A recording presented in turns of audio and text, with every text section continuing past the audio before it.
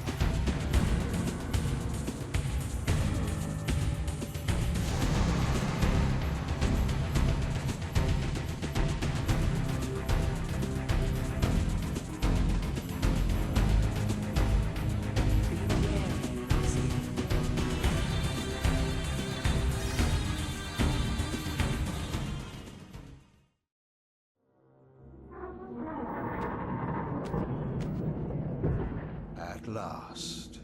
I must say I'm disappointed in your progress. I imagined you'd be here sooner. Tell me, did it trouble you to murder your brothers? Did it trouble you when you ordered me into the abyss? Eternity is relentless, Raziel. When I first stole into this chamber centuries ago, I did not fathom the true power of knowledge. To know the future, Raziel. To see its paths and streams tracing out into the infinite. As a man, I could never contain such forbidden truths. But each of us is so much more than we once were. Do you not feel with all your soul how we have become like gods? As such, are we not indivisible? As long as a single one of us stands, we are legion. Our futures are predestined. Mobius foretold mine eons ago. We each play out the parts fate has written for us. Free will is an illusion. I found the tomb of Sarafan, Kain. How could you profane a priest by turning him into a vampire? How could I not? One must keep his friends close, Raziel, and his enemies even closer.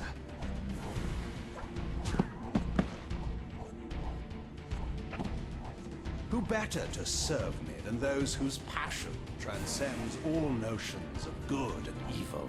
The Sarafan were saviors, defending Nazgul from the corruption that we represent. My eyes are opened, Kain. I find no nobility in the unlife you rudely forced on my unwilling corpse.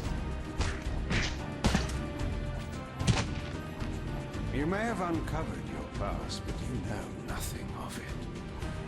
You think the Sarafan were noble, altruistic?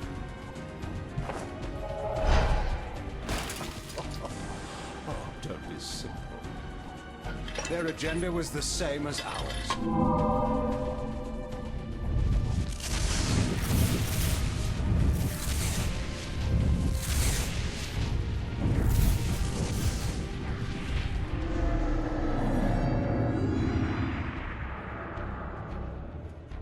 You nearly had me, Raziel.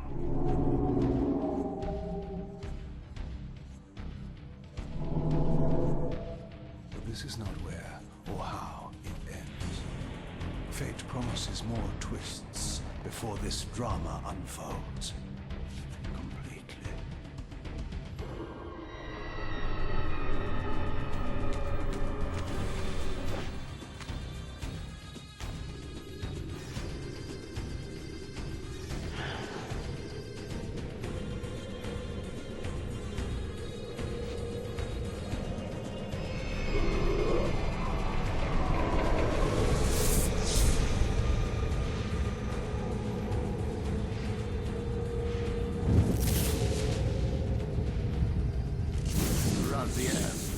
Redeemer and Destroyer.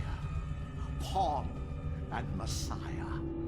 Welcome, time-span soul. Welcome to your destiny.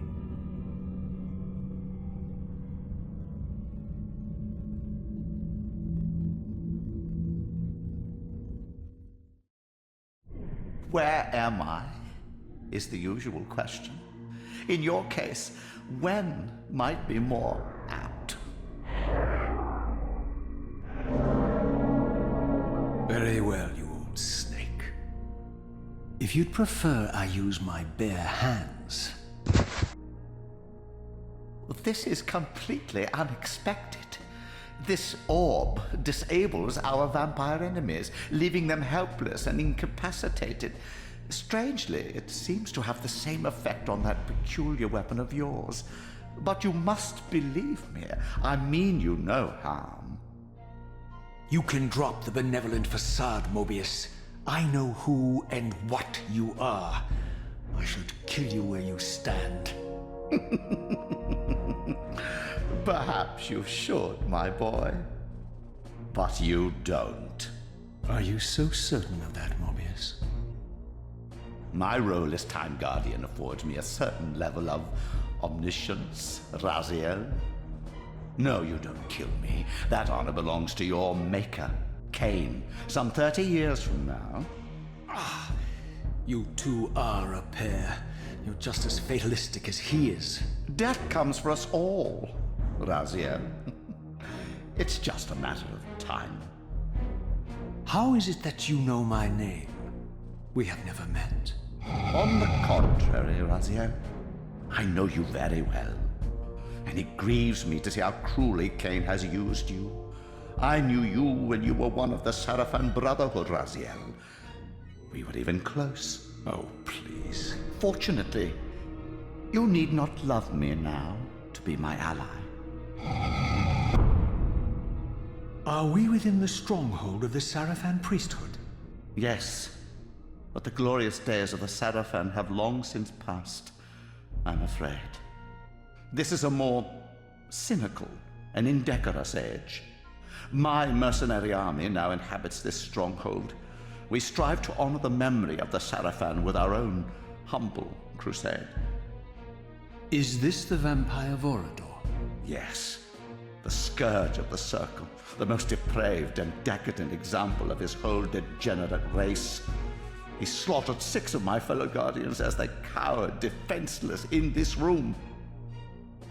And you somehow survived this massacre? I and 2 others. The Circle was devastated. Only we 3 were spared. How convenient. You'll forgive me if I don't naively devour every scrap of information you toss me. You have a reputation for deceit. And who has slandered me so? Your malefactor, Kain? The one who betrayed and destroyed you? Our common enemy? Consider the source before you judge me too harshly. We'll forget about rekindling our old friendship then. But consider an alliance based on our common ground. We both want Kain dead. I can help you do it. You don't want to meddle in this, old man.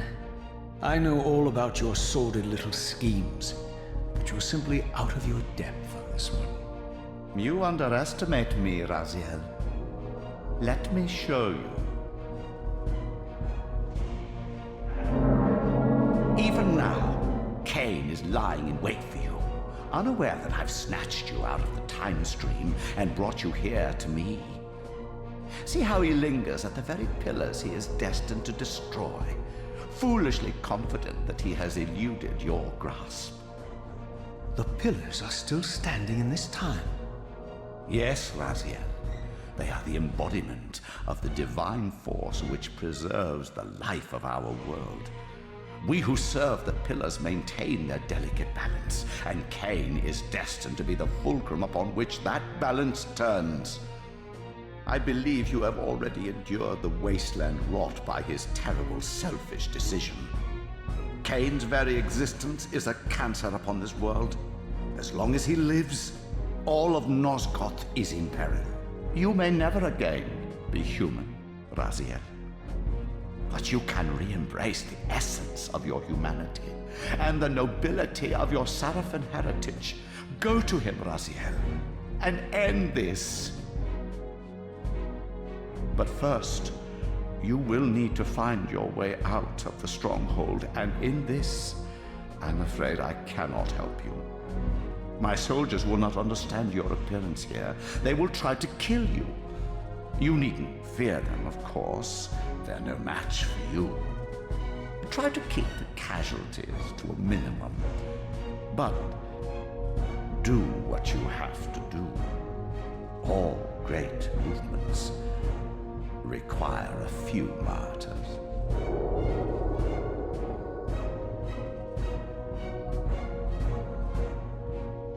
Alone now, I surveyed my surroundings and noticed a second time-streaming chamber.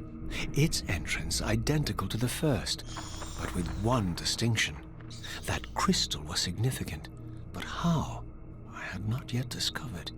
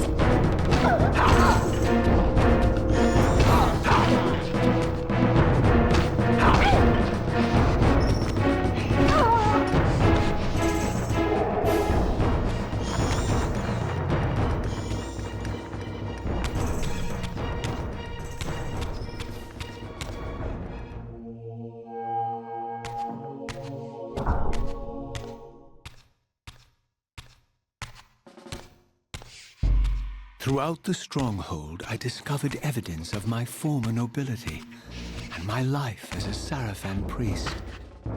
This was the heritage so foully stolen from me when Kain raided my sacred crypt and defiled me.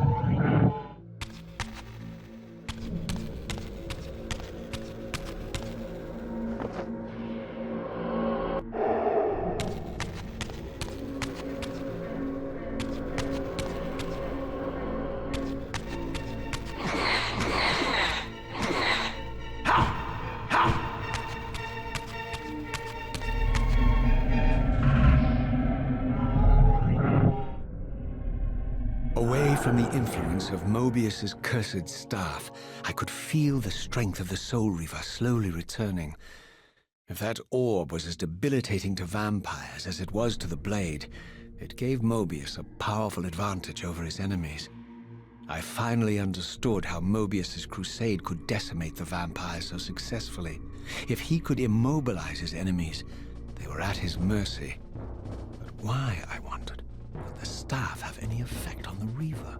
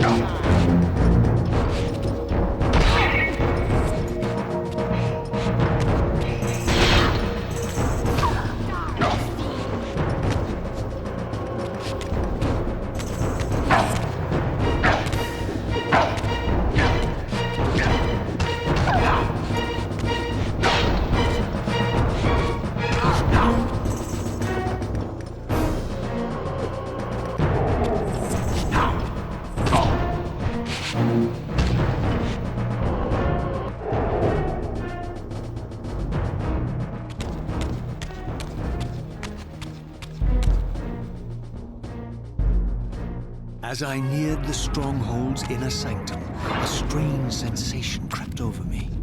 An indescribable feeling of displacement, a sense of vertigo, as reality itself appeared to warp and bend around me. The disturbance seemed to emanate from the sanctuary's furthest chapel. As I cautiously approached, the sense of dislocation intensified with each step. So this was the tomb of the beloved King William the Just, beatified here as the martyr and catalyst of Mobius's crusade. I was reminded of Kain's journey as a fledgling vampire, how Mobius coerced him to travel back in history and assassinate William, thus igniting a genocidal hatred of vampires among the citizens of Nosgoth. And here I discovered the source of the displacement. The Soul Reaver itself, laid out like a holy relic, and broken, apparently in the battle between William and Kain. I had not thought such a thing was possible, until, of course, Kain shattered the blade against me when he tried to strike me down. Thus the captive spirit inhabiting the Reaver was released, and binding itself to me became my symbiotic weapon. And so the Reaver met its former self, still imprisoned in this corporeal shell. I watched, mesmerized, as the Wraith blade uncoiled itself and snaked down the length of the physical blade. Embracing its twin, its mirror self, the Reaver's long-dormant spirit was now fully aroused. And for the first time, I felt the true presence of this other entity. Willful, ravenous, and deranged from thousands of years of imprisonment. The Reaver was now in command, and I, now merely its helpless host, felt my soul being leached to restore the blade. But the Reaver knew better than to destroy its host, and just as I neared the brink of oblivion, the blade released its hold on me. As I recovered, I realized we were now bound together in a fragile alliance. The Reaver no longer merely my symbiotic weapon, but a sentient parasite competing for control. What have you done to me, Mobius? Is this your trap? How mine? Don't forget it was Kain who led you here, not I. While you curse me, the only soul in Nosgoth ready to guide and assist you, Kain laughs at our folly and revels in your dismay. These blades, now coiled in sinister embrace, have inspired terror in the hearts of creatures far more durable than you, old man. Bound together as they are, I can only imagine what they could do to your soul's fragile shell.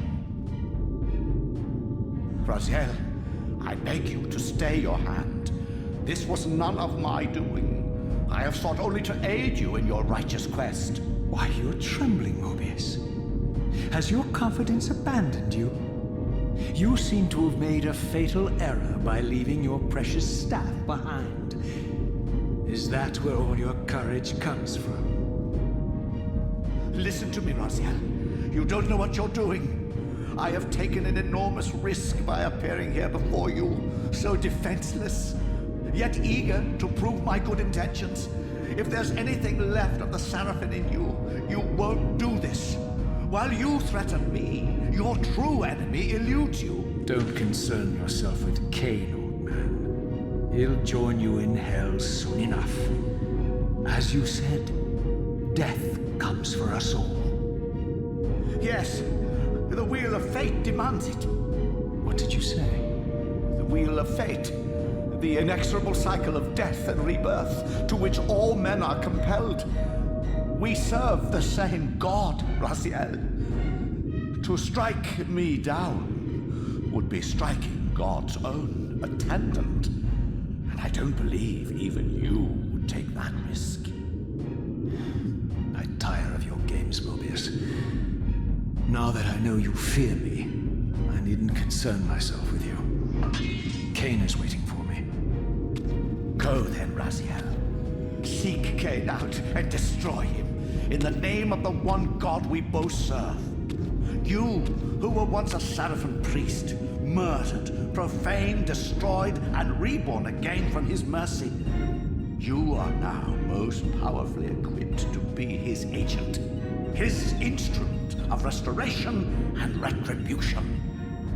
My own vengeance is motivation enough.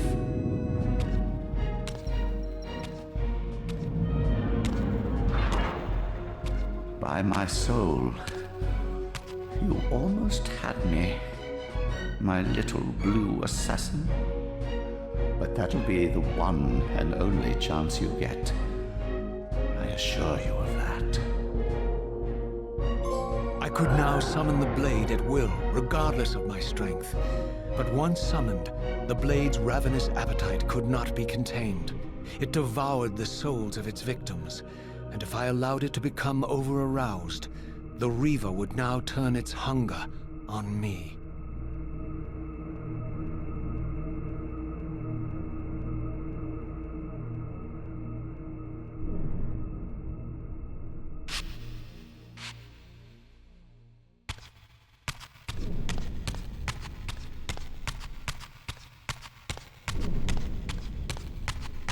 So this was the legendary Janos Ordren, reputed to have been the most ancient and diabolical vampire to have ever existed.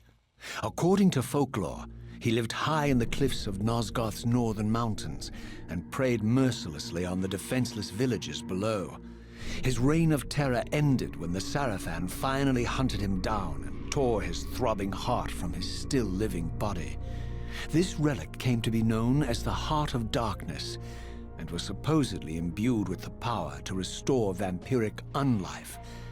The Sarafan therefore guarded it carefully, lest the heart fall into the hands of their enemies. But I wondered, could Janos Ordren truly have been as monstrous as depicted here? Or was this merely artistic license by the Sarafan, who sought to lionize themselves by demonizing their darkest enemy?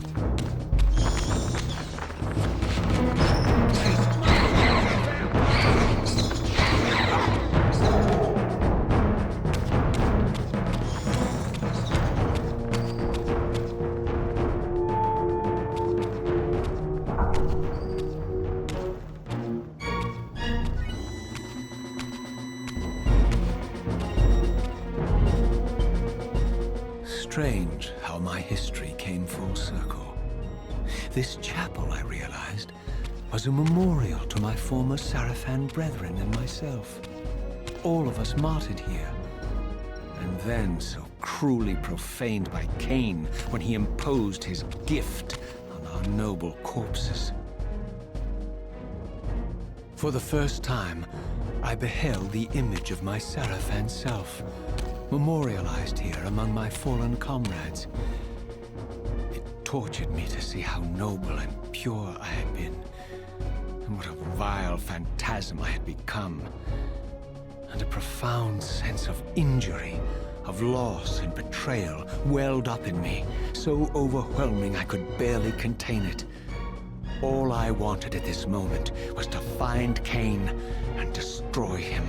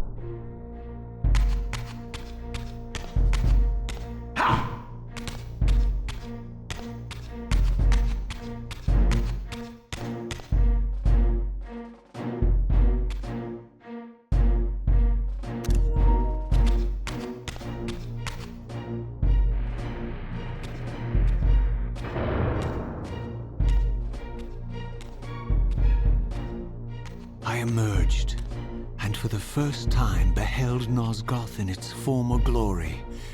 The land overflowed with abundant life and vitality, and I knew with certainty then that the world I had left behind was nothing more than the corpse of Nosgoth, a lifeless husk bled dry by the corruption of Kain's parasitic empire. This was the fragile world Kain sacrificed to preserve his own petty life and ambition, heedless of the profound cost. The sight only deepened my resolve. I sensed that the pillars lay to the northwest. If Kain truly waited to confront me there, I would not disappoint him.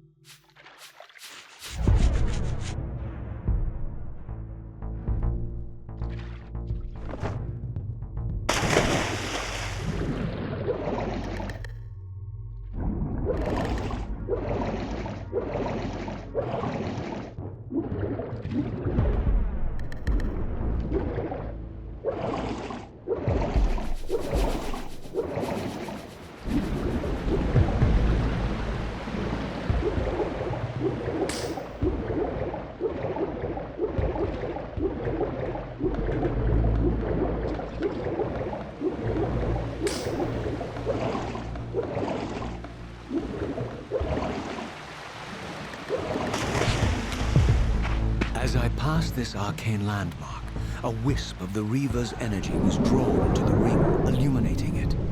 This created a beacon of sorts in the spirit world. If ever I found myself depleted in the spectral realm, and my soul tossed on the ethereal winds, these beacons would draw me back to safety and restore me.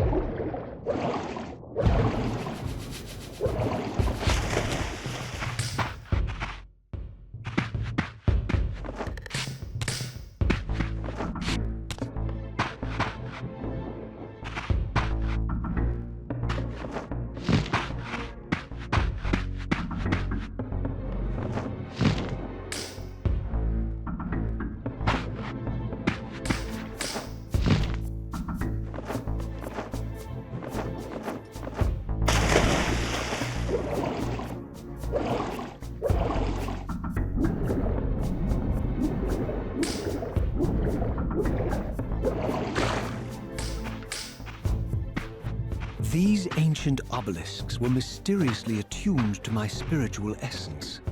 By simply touching the symbol, I could safely preserve an imprint of my soul, and thus create a milestone to which I could return when weary, and from which I could resume my journey.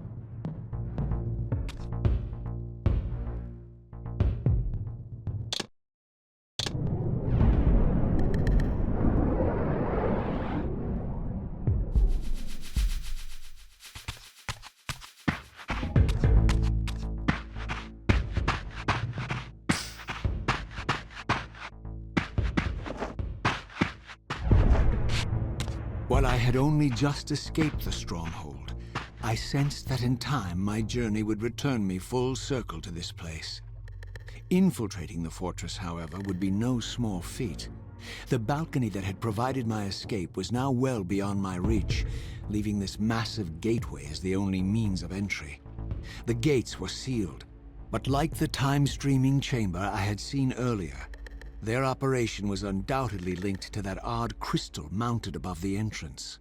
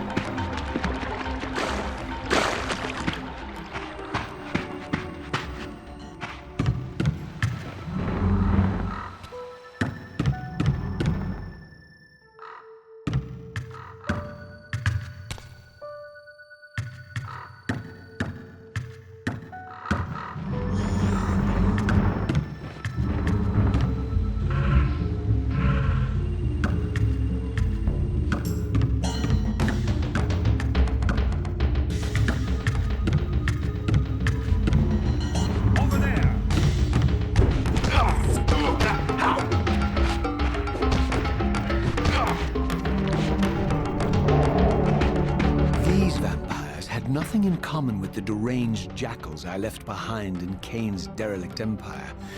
They seem to retain much of their former humanity. In this era, vampires were clearly not the uncontested predators we had been. These creatures were hunted mercilessly and oppressed. And while I still believed that vampirism was a plague and had to be wiped out, there was nothing noble or righteous in this crusade. This was simply ruthless persecution.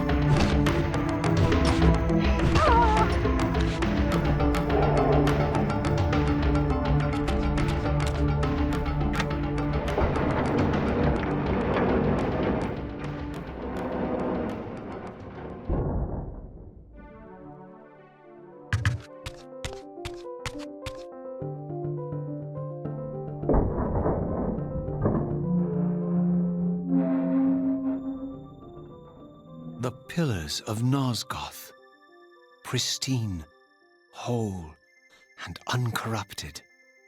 I had never beheld them in this undefiled state, yet something profound and indelible resonated within me at the sight. And there, waiting at the very heart of the pillars, was the canker that was destined to destroy them.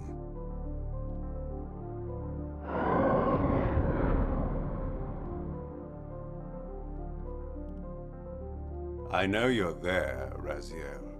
Mobius led me to you, Kain, though I might have guessed you'd meet me here.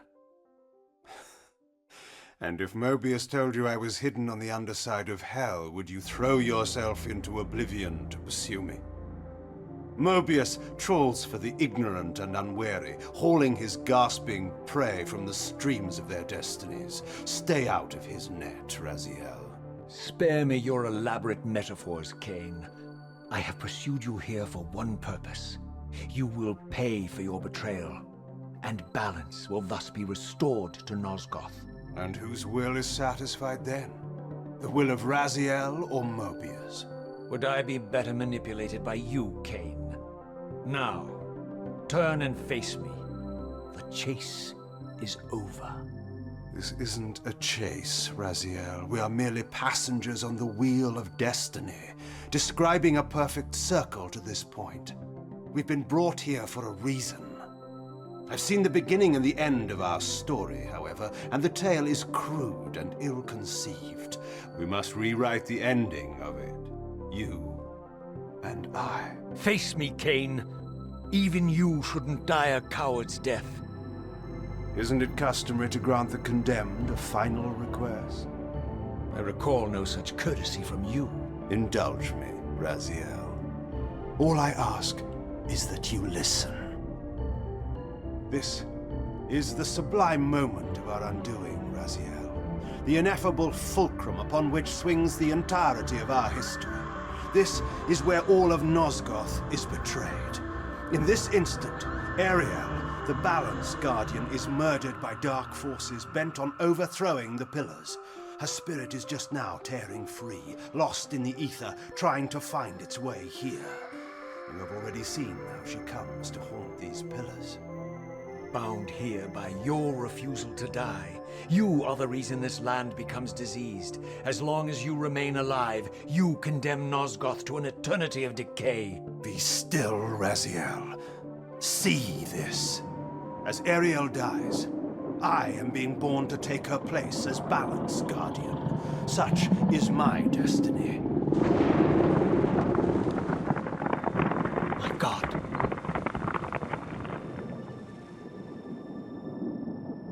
At the moment of my first cry, Ariel's beloved, the guardian Nut Raptor, finds her corpse.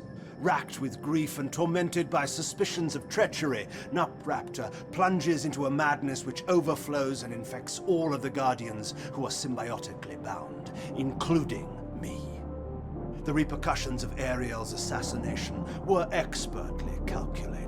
The entire circle descends into madness, and I am tainted at the moment of my birth, instantly rendered incapable of fulfilling the role destiny has prepared for me. Shall I show you the same mercy you showed the rest of the Circle, then? You blithely murdered them to restore their pillars, yet your hand faltered when it came to the final sacrifice. What makes you exempt, Kain? You're merely the last man standing. Why condemn me for simply carrying out what you hadn't the courage to do yourself? Let's drop the moral posturing, shall we? We both know there's no altruism in this pursuit. Your reckless indignation led you here. I counted on it. There's no shame in it, Raziel. Revenge is motivation enough. At least it's honest. Hate me, but do it honestly. 30 years hence, I am presented with a dilemma. Let's call it a two-sided coin. If the coin falls one way, I sacrifice myself and thus restore the pillars. But as the last surviving vampire in Nosgoth, this would mean the annihilation of our species. Mobius made sure of that. If the coin lands on the reverse, I refuse the sacrifice and thus doom the pillars to an eternity of collapse. Either way, the game is rigged. We agree, then, that the pillars are crucial and must be restored. Yes, Raziel. And that's why we've come full circle to this place. So after all this, you make my case for me. To end this stalemate, you must die so that new Guardians can be born. Pillars don't belong to them, Raziel. They belong to us. Your arrogance is boundless, Kain. There's a third option. A monumental secret, hidden in your very presence here. But it's a secret you have to discover for yourself. Unearth your destiny, Raziel. It's all laid out for you here. You said it yourself, Kain. There are only two sides to your coin. Apparently so. But suppose you throw a coin enough times. Suppose one day it lands on its edge.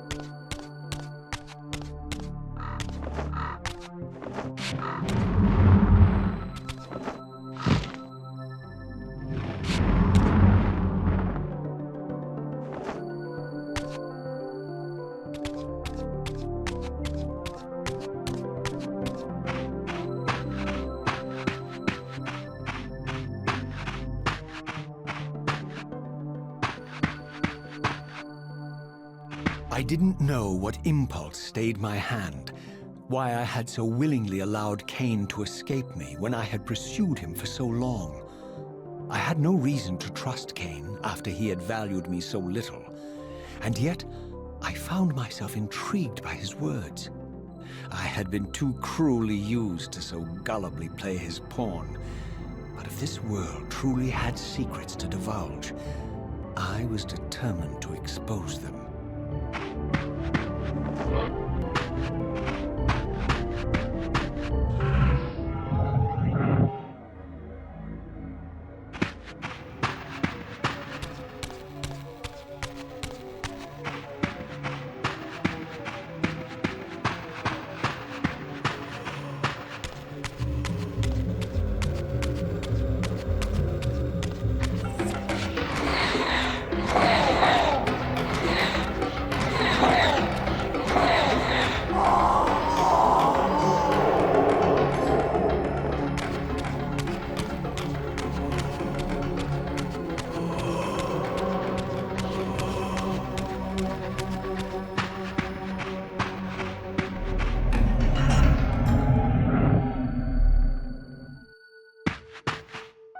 From the moment of my arrival, I had the constant and palpable sensation of being watched. Someone, it seemed, was keenly interested in my presence here.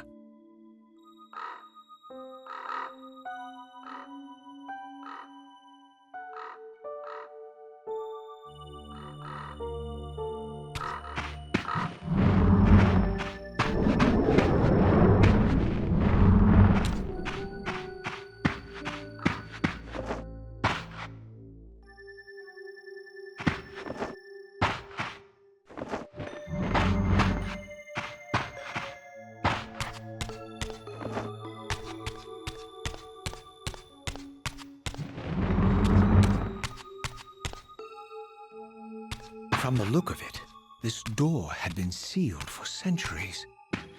I began to realize it was no mere coincidence that I found myself standing here, beneath this winged figure with blue skin and cloven hands so like my own, and bearing this unique key.